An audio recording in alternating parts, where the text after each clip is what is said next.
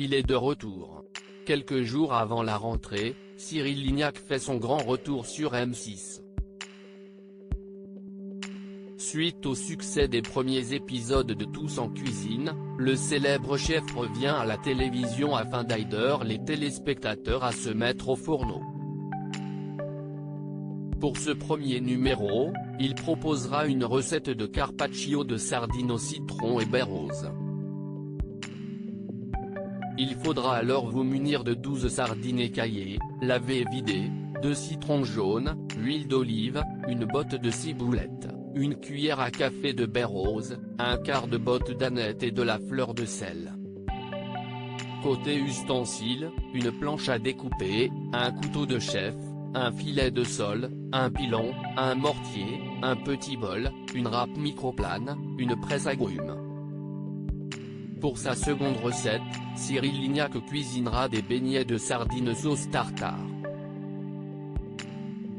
Alors, il faudra sortir de vos frigos 12 sardines écaillées, vidées, lavées et sans tête, 150 g de panko, paprika fumé, 60 g de maïzena, un citron vert, 2 œufs bio, huile neutre, sel fin, fleur de sel, poivre du moulin.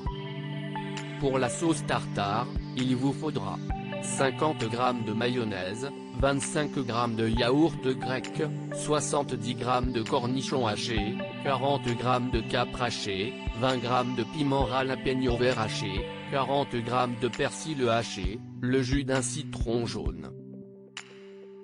Enfin, côté ustensiles, il vous faudra une planche à découper, un couteau filet de sol, une râpe microplane, un saladier, une cuillère à soupe, une casserole, un écumoire, une assiette avec une feuille de papier absorbant. Cyril Lignac, il y aura toujours des recettes traditionnelles dans un entretien accordé à Télé 7 jours, Cyril Lignac a fait de nombreuses confidences sur les recettes qu'il proposera au cours de cette nouvelle saison. Il y aura toujours des recettes traditionnelles et d'autres plus exotiques. Si est-il l'esprit de ma cuisine.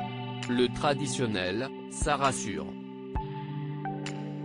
Mais les gens, chez eux, ont aussi envie d'épater les amis, la famille, avec de l'exotisme, a-t-il expliqué, avant d'ajouter, par exemple, dans l'Aveyron, j'ai des copains qui seront contents que je leur fasse un hachis parmentier ou du riz avec de la saucisse. Et puis, j'en ai d'autres, à Paris, qui me demanderont d'essayer un plat thaï. Alors, ce sera plutôt un mélange riz, mangue, saumon.